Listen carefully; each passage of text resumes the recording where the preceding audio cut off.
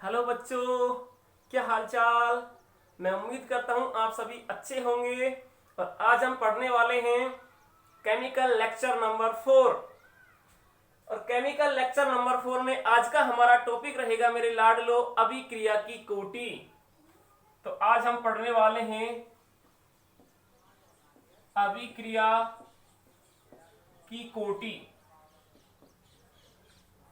Ordered of reaction. Ordered of reaction. तो समझो इसको, अभिक्रिया की कोटि क्या होती है। होता क्या है, किसी रासायनिक अभिक्रिया में प्रयोग किया जाता है और प्रयोग के आधार पर एक वेग निर्धारक पद लिया जाता है और उस वेग निर्धारक पद से वेग समीकरण प्राप्त किया जाता है। और वेग समीकरण में जो अभिकारक होंगे, वेग समीकरण में जो अभिकारक होंगे उनकी सांद्रताओं के घातों का योग ही क्या कहलाएगा, अभिक्रिया की कोटि कहलाता है। जैसे हमने आपको कल बताया था वेग व्यंजक के बारे में, तो वेग व्यंजक में जो हमने वो समीकरण निकाली थी, तो वेग व्यंजक में जो अभिकारक प्राप्त हुए थे, तो अभिकारकों की जो सांद्रताएं थी, तो सांद्रताओं के घातों का योग ही मेरे लाडलो क्या कहलाता है, अभिक्रिया की कोटि कहलाता है। चलो मैं लिख देता हूं, किसी रासायनिक अभिक्रिया में प्रायोगिक रूप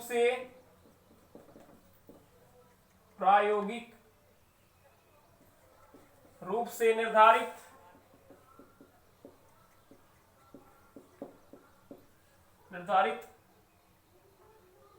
वेग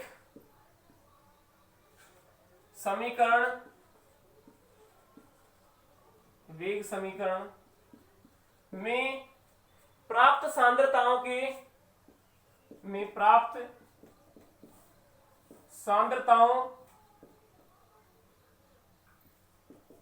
के घातांकों का योग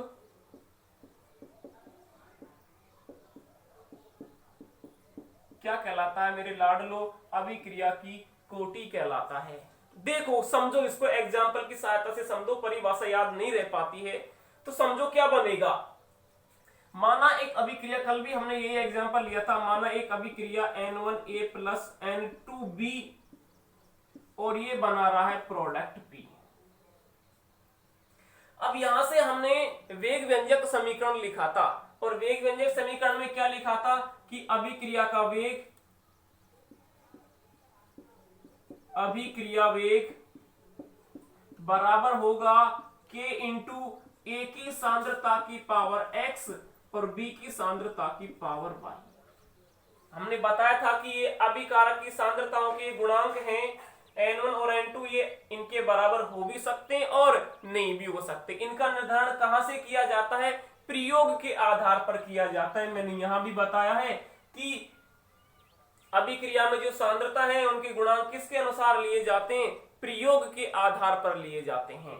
तो यहां से अभिक्रिया का वेग क्या हो गया, बराबर K इंटू A की सांद्रता की पावर x और B की सांद्रता की पावर y। तो ये x और y का योग ही क्या कहलाएगा मेरे लाडलो, अभिक्रिया की कोटि कहलाता है। तो यहाँ x प्लस y बराबर ही क्या कहलाएगा, अभिक्रिया की कोटि कहलाता है, अभिक्रिया की कोटि कहलाता है। यहां से सीधा सीधा प्रश्न आता है बोर्ड में, ऐसा इस प्रकार से एक समीकरण आपको दे दी जाएगी और वो पूछेगा कि इस अभिक्रिया की कोटि क्या होगी। आपको सीधा सीधा निकालना है, x और y जो भी यहां मान दिए हुए होंगे उनको ऐड करने के बाद वो क्या निकल के आएगी मेरे लाडलो, अभिक्रिया की कोटि निकल के आएगी। क्लियर है। अब आगे की कहानी सुनो। तो ये तो हो गई अभिक्रिया की कोटि।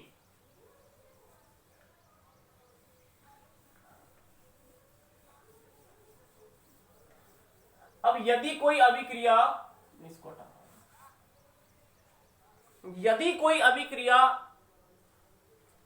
एक से अधिक पदों में संपन्न होती है, अगला पॉइंट क्या है हमारा इसमें, सुनना ध्यान से। यदि कोई अभिक्रिया एक से अधिक पदों में संपन्न होती है तो वह जटिल अभिक्रिया कहलाती है। क्या कहलाती है? जटिल अभिक्रिया कहलाती है।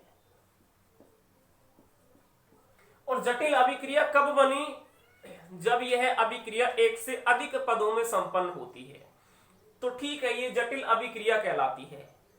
अब इस जटिल अभिक्रिया में जो सबसे धीमा पद होगा वही वेग निर्धारक पद होता है। मतलब अभिक्रिया का वेग उस सबसे धीमे वाले पद पर ही डिपेंड करता है, निर्भर करता है। तो मान लीजिए एक अभिक्रिया मैंने मानी, क्या है देखो सुनो ध्यान से। एक अभिक्रिया है 2N2O5, इसको गर्म करने पर यह बदल जाता है 4NO2 प्लस O2 में। यह कोई अभिक्रिया दी हुई है। अब देखने पर तो ऐसा प्रतीत हो रहा है कि यह अभिक्रिया है वो द्वितीय कोटि की बनेगी। अरे भाई कितने कोटि की बनेगी? द्वितीय कोटि की बनेगी, क्योंकि आप यहां से लिख सकते हो सर ये वेग हो गया बराबर के हो गया, ये N2O5 और ये गुणांक है, ये कहां चला जाएगा? घात में चला जाएगा। तो सर कोटि कितनी बन गई? 2 बन गई। लेकिन यह अभिक्रिया द्वितीय कोटि की नहीं है। लेकिन यह अभिक्रिया द्वितीय कोटि की नहीं है। तो इसको समझो क्या है, ये किस प्रकार से निर्भर करता है जटिल अभिक्रिया। इसको हमने तोड़ दिया, यहां से एक N2O5 उठाओ, N2O5, और इसको तोड़ने पर प्राप्त हुआ N2O3 plus O2, die nitrogen trioxide plus oxygen यहां से प्राप्त हुआ। यहां से फिर N2O3 और ये टूट जाएगा NO में प्लस NO2 में, एक NO2 यहां प्राप्त हो गया। अब ये प्राप्त NO, ये प्राप्त NO, ये कितनी संख्या में थी? 2 संख्या में। तो हमने यहां पर एक ही संख्या में लिया, तो एक संख्या में और उठा लेते हैं N2O5, और ये क्रिया करके बना लेगा यहां पर 3NO2। अब इस समीकरण को ऐड कर दो, और ये पद होता है, ये धीमा पद होता है, धीमा पद। ये हमें कहां पता लगेगा सर धीमा पद है या तेज पद है? ये कहां पता लगेगा? हमें प्रयोग के आधार पर कि कौन अभिक्रिया तेजी से हो रही है और कौन अभिक्रिया धीमी गति से हो रही है। बाकी ये 2 पद होते हैं, ये तीव्र पद होते हैं, तीव्र पद। ये भी होता है तीव्र पद। तो अब इसको ऐड कर दो। ऐड करने के बाद देखो, ये तो अभिक्रिया थी। ऐड करने के बाद देखो, यहाँ N2O3, इधर भी N2 कट जाएगा, यहां से यहाँ NO है, यहाँ NO, ये भी कट जाएगा। ये देखो ऐसे कट जाते हैं। इधर क्या बचा? N2O5, और क्या बचा? N2O5, तो क्या बचा? 2N2O5। इधर क्या बचा? 3 और 1 4, 4NO2 प्लस O2। लेकिन इसमें सबसे धीमा पद कौन सा है मेरे लाडलो? ये सबसे धीमा पद है। तो यही पद क्या होगा? वेग निर्धारक पद होगा। मैंने क्या कहा था आपसे? यदि कोई अभिक्रिया एक से अधिक पदों में संपन्न होती है तो वह जटिल अभिक्रिया कहलाती है, और उस जटिल अभिक्रिया का सबसे धीमा पद वेग निर्धारक पद होता है। तो इसमें क्या हो जाएगा? अभिक्रिया वेग, अभिक्रिया वेग क्या हो जाएगा? ये किस पर निर्भर करेगा? K इंटू N2O5 पर निर्भर करेगा। और इसके गुणांक कितने हैं? 1 है, इसलिए घात में कितना जाएगा? 1 जाएगा। अब बताओ ये कितने कोटि की अभिक्रिया है? 1 कोटि की अभिक्रिया है, क्योंकि अभिकारक की सांद्रताओं के घातों का योग कितना बन रहा है? केवल 1 बन रहा है। तो यह कितने कोटि की अभिक्रिया होगी? 1 कोटि की अभिक्रिया होगी। अतः यह प्रथम कोटि की अभिक्रिया होती है, प्रथम कोटि की अभिक्रिया होती है। क्लियर है मेरे लाडलो? ठीक है, आप इसका स्क्रीनशॉट भी ले सकते हो। मेरा कहने का मतलब यही है कि ये किस पर निर्भर है? प्रयोग के आधार पर निर्भर होती है।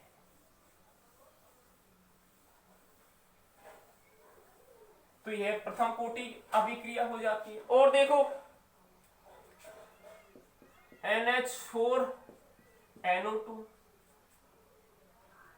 अमोनियम नाइट्रेट, इसको गर्म करने पर यह बनता है N2 प्लस 2H2 बनता है। तो यह भी प्रथम कोटि की अभिक्रिया होगी। देखो अभिक्रिया वेग वही होगा बराबर K इंटू अभिकारक की सांद्रता कितनी है?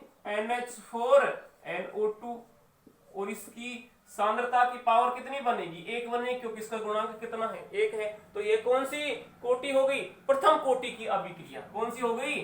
प्रथम कोटि की अभिक्रिया। कौन सी कोटि होगी? प्रथम कोटि की अभिक्रिया होगी। चलो अब द्वितीय कोटि की अभिक्रियाएं देखते हैं। द्वितीय कोटि की अभिक्रिया का एग्जाम्पल देख लेते हैं। द्वितीय कोटि अभिक्रिया,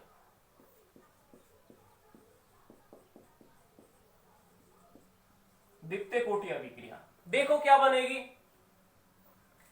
कोई भी दो अणु ले लो, चाहे देखो मैंने ले लिया H2 प्लस I2, क्या बना? 2HI।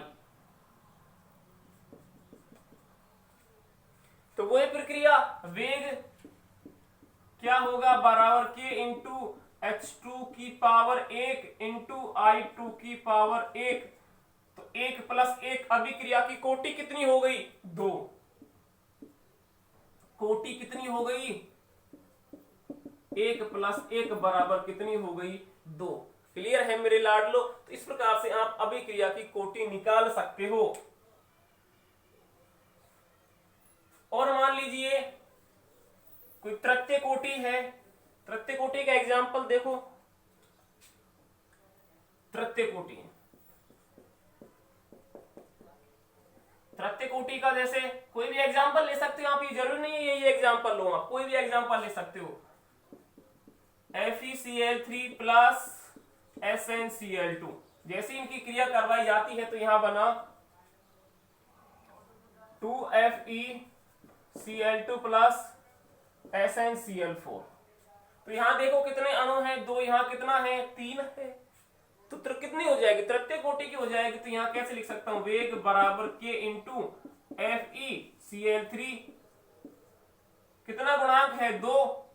SnCl2 गुणांक कितना है? 1 है। तो कोटि कितनी हो गई मेरे लाडलो? 2 प्लस 1 बराबर कितनी हो गई? 3 कोटि बनती है। क्लियर है? तो ये बनी अभिक्रिया की कोटि। इस प्रकार आप निकाल सकते हो। अब देखो कुछ एग्जाम्पल करते हैं जो आपको बोर्ड एग्जाम में सीधे सीधे मिलते हैं। यहां से 1 नंबर का प्रश्न इस प्रकार पूछा जाता है। प्रश्न नंबर पहला, ये दिया हुआ है वेग बराबर K इंटू A की सांद्रता की पावर 1/2 इंटू B की सांद्रता की पावर 2 की कोटि ज्ञात करो। की कोटि ज्ञात करो। करो भी, कोटि ज्ञात करो। क्या होती है कोटि?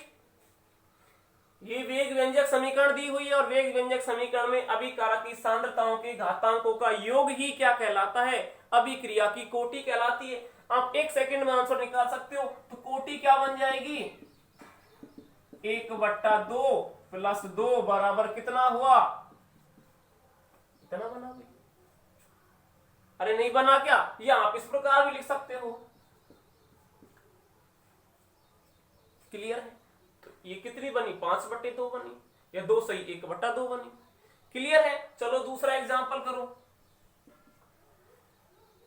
ये समीकरण दिया हुआ है वेग बराबर K इंटू A की सांद्रता की पावर -1/2 इंटू B की सांद्रता की पावर 3/2 की कोटि ज्ञात करो। की कोटि ज्ञात करो। करो भाई, क्या होगी? वही प्रक्रिया, कोटि क्या बनेगी? दोनों को ऐड कर दो। क्या बना? 3/2 माइनस 1/2 बराबर कितना बचा? अरे भाई 3/2 1/2 कितना हो गया? 2 हो गया। नीचे इसमें से कितना बचा? 3 माइनस 1/2 बराबर कितना बचा? 2। तो ये क्या हो गई? अभिक्रिया की कोटि हो गई। तो इस प्रकार आपको क्वेश्चन मिलेंगे और सीधा सीधा आपको अभिक्रिया की कोटि ज्ञात करनी होगी। ठीक है, अब एक नोट लगाओ सुंदर सा, और नोट में लिखो इंपॉर्टेंट बातें। नोट, अभिक्रिया की कोटि होती है ये 0 1 2, 3 या भिन्नात्मक हो सकती है। आपने एग्जाम्पल में देखे होंगे कि यह भिन्नात्मक भी हो सकती है, पूर्णांक भी हो सकती है। तो देखो अभिक्रिया की कोटि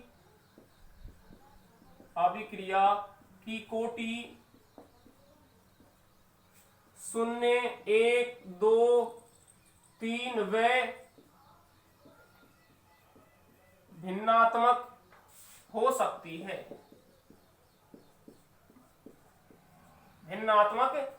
है, तो सर जी हमने अभिक्रिया कोटि 1 का एग्जाम्पल हमने देख लिया, अभिक्रिया कोटि 2 का भी एग्जाम्पल हमने देख लिया, अभिक्रिया कोटि 3 का भी एग्जाम्पल देख लिया, लेकिन हमने अभी तक ऐसा कोई एग्जाम्पल नहीं देखा है जिसमें अभिक्रिया की कोटि भिन्नात्मक हो। देख लिया क्या? देख लिया भाई।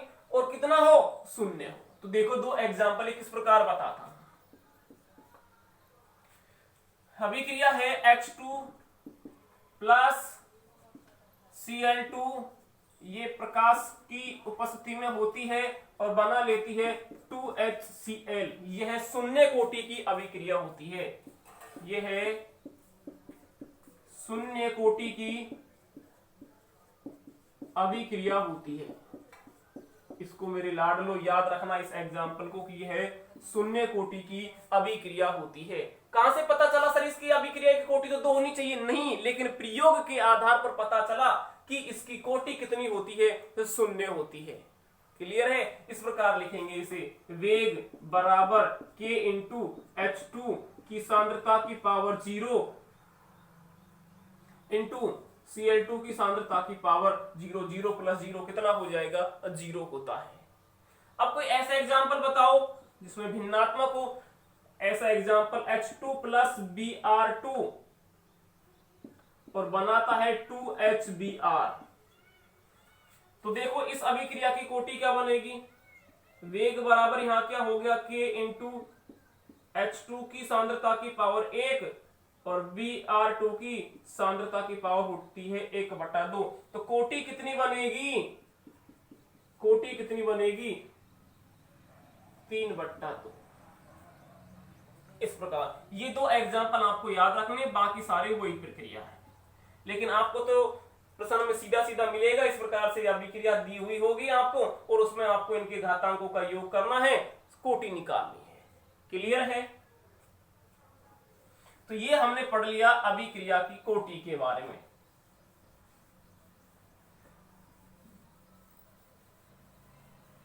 अगला हमारा टॉपिक रहेगा अभिक्रिया की अणुसंख्यता। अभिक्रिया की अणुसंख्यता, मोलिक्यूलरिटी ऑफ रिएक्शन।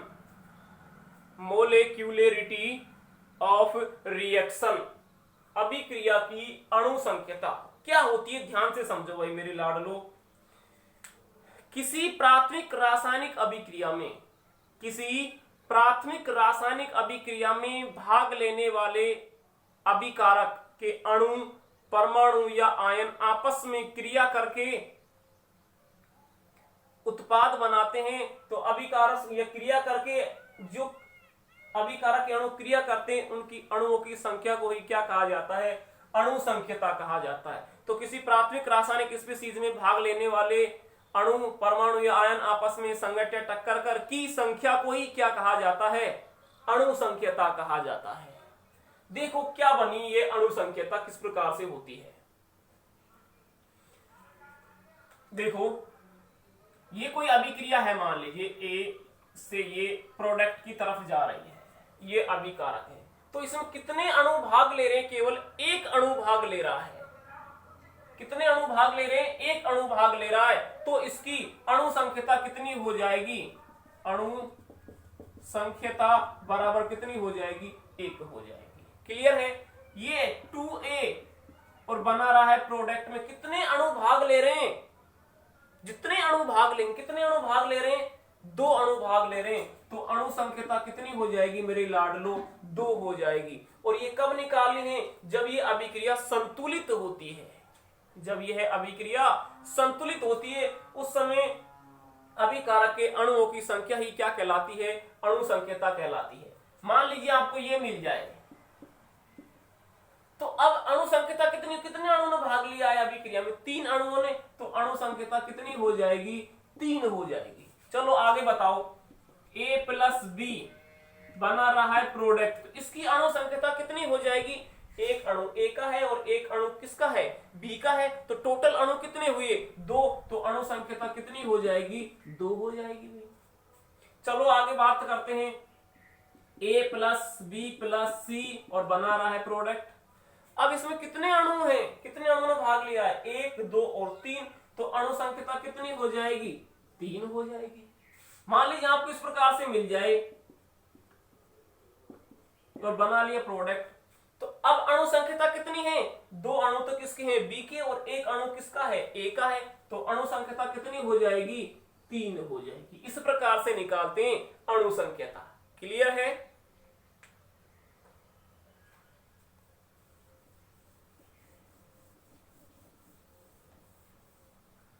तो किसी प्राथमिक रासायनिक किसी चीज में जो अणु भाग लेते हैं तो अणुओं की संख्या ही क्या कहलाती है, अणु संख्यता कहलाती है। और जब अभिक्रिया क्या होनी चाहिए, संतुलित होनी चाहिए। तो जो अणु संख्यता है वो शून्य व भिन्नात्मक नहीं होती है, शून्य व भिन्नात्मक नहीं होती है, और अणु संख्यता 3 से अधिक नहीं होती है, 3 से अधिक नहीं होती है, क्योंकि 3 से अधिक अणु आपस में संगठ या टक्कर करके उत्पाद का निर्माण करने की संभावना बहुत कम रहती है। तो अणु संख्यता अधिकतम कितनी होती है मेरे लाडलो, 3 होती है। क्लियर है? अब कुछ एग्जाम्पल देखते हैं जिनकी आपको अणु संख्यता निकालनी है। तो यहां से भी प्रश्न पूछ लिए जाते हैं कि भाई अणु संख्यता क्या होती है। चलो ये बताओ, H2 प्लस Cl2 2HCl। अब मैं कोटि की बात नहीं कर रहा हूं, मैं किसकी बात कर रहा हूं, अणु संख्यता की। तो अणु संख्यता कितनी होगी, 2 होगी। एक अणु इसका है और एक अणु इसका है, तो अणु संख्यता कितनी हो जाएगी, अणु संख्यता कितनी हो जाएगी, 2 हो जाएगी। ठीक है, मान लीजिए आपको ये दिया हुआ है NH4NO2 और बना लिया N2 प्लस 2H2। अब अणु संख्यता बताओ कितनी होगी, कितने अणुओं ने भाग लिया है, एक अणु ने भाग लिया है, तो अणु संख्यता कितनी होगी, 1 होगी। अणु संख्यता कितनी होगी, 1 होगी। मान लीजिए ये अभिक्रिया आपको दी हुई है 2FeCl3 SnCl2 और ये बना रहा है 2FeCl2 SnCl4। तो अब बताओ इसकी अणु संख्यता कितनी होगी, कितने अणुओं ने भाग लिया है, 2 इधर और 1 इधर, कितना हो गया टोटल, 3 हो गया। तो अणु संख्यता कितनी होगी, अणु संख्यता कितनी होगी मेरे लाडलो, 3 होगी। इस प्रकार से हम अणु संख्यता निकाल सकते हैं। क्लियर हुआ? कोटि अलग होती है, अणु संख्यता अलग होती है। अणु संख्यता कब निकालूंगा मैं, जब अभिक्रिया दोनों तरफ क्या होनी चाहिए, संतुलित होनी चाहिए। अभिक्रिया क्या होनी चाहिए, संतुलित होनी चाहिए, संतुलित होनी चाहिए। तब जाके जो अभिकारक के अणुओं की संख्या है वो ही क्या कहलाएगी, अणु संख्यता कहलाएगी। क्लियर है? अब इनमें अंतर क्या होता है कि अणु संख्यता और कोटि में अंतर क्या होता है। कोटि और ये अणु संख्यता, डिफरेंट क्या होता है, इनमें अंतर क्या होता है। देखो सुनो, पहला अंतर, ये दोनों में मैंने आपको पढ़ा दिए कि कोटि और अणु संख्यता। अब दोनों में अंतर, पहला अंतर तो यह है कि अभिक्रिया की कोटि एक प्रायोगिक राशि है। कैसी राशि है भाई, प्रायोगिक राशि है, प्रायोगिक राशि है, मतलब प्रयोग पर आधारित है, जबकि ये एक सैद्धांतिक राशि है, सैद्धांतिक राशि है। किस पर निर्भर करती है? सिद्धांत पर निर्भर करती है कि भाई बस अभिक्रिया को संतुलित करना है और संतुलित करने के बाद अभिकारक के अणुओं की जो संख्या है या परमाणुओं या आयनों की जो संख्या है वही क्या कहलाएगी? अणु संख्या कहलाएगी। तो पहला अंतर तो यही हो गया कि ये प्रायोगिक राशि है और ये एक सैद्धांतिक राशि है। दूसरी बात करते हैं, जो अभिक्रिया की कोटि है वो 0, 1, 2, 3 या भिन्नात्मक हो सकती है, भिन्नात्मक हो सकती है, जबकि यह 0 और भिन्नात्मक नहीं होती है। 0 व भिन्नात्मक नहीं होती है। तो ये इनमें क्या होते हैं मेरे लाडलो? अंतर होते हैं कि ये एक प्रायोगिक राशि है जबकि यह एक सैद्धांतिक राशि है। यह भिन्नात्मक व शून्य हो सकती है जबकि यह भिन्नात्मक व शून्य नहीं हो सकती है। क्लियर है? अब चलो एक प्रश्न करो। चलो एक प्रश्न करो। फटाक फटाक। एक अभिक्रिया है, x से y में रूपांतरण हो रहा है उसका, ध्यान से समझना है प्रश्न को। एक अभिक्रिया है, x से y में रूपांतरण हो रहा है, मतलब x के अणु आपस में क्रिया करके किसका निर्माण कर रहे हैं? y का निर्माण कर रहे हैं। सिंपल सी बात है। तो यह x का y में रूपांतरण हो रहा है, x का y में रूपांतरण हो रहा है। रूपांतरण द्वितीय कोटि की अभिक्रिया के अनुरूप होता है, अनुरूप होता है। यदि x की सांद्रता को, यदि x की सांद्रता को 2 गुना कर दिया जाए, 3 गुना कर दिया जाए, कुछ भी कर लो वो तो 3 गुना कर दिया जाए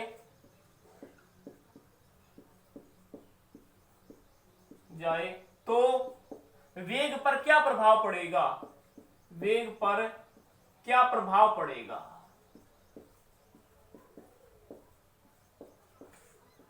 वेरी वेरी इंपॉर्टेंट प्रश्न है, समझो ध्यान से। हल क्या है? एक अभिक्रिया दी हुई है, x से y में रूपांतरण हो रहा है, लेकिन वह अभिक्रिया कौन सी कोटि की है? द्वितीय कोटि की है। अब द्वितीय कोटि की है तो अभिक्रिया वेग व्यंजक ये बनेगा, वेग बराबर k इंटू x की सांद्रता की पावर 2। अरे भाई ऐसा है तो लिखते हैं। अभिक्रिया की कोटि का मतलब क्या हुआ कि अभिकारक है तो अभिकारक की सांद्रता की पावर कितनी होनी चाहिए? 2 होनी चाहिए। तो अभिकारक क्या दिया हुआ? x दिया हुआ है, तो अभिक्रिया कोटि कितनी हो गई? 2 हो गई। इस प्रकार से लिख सकते हैं हम।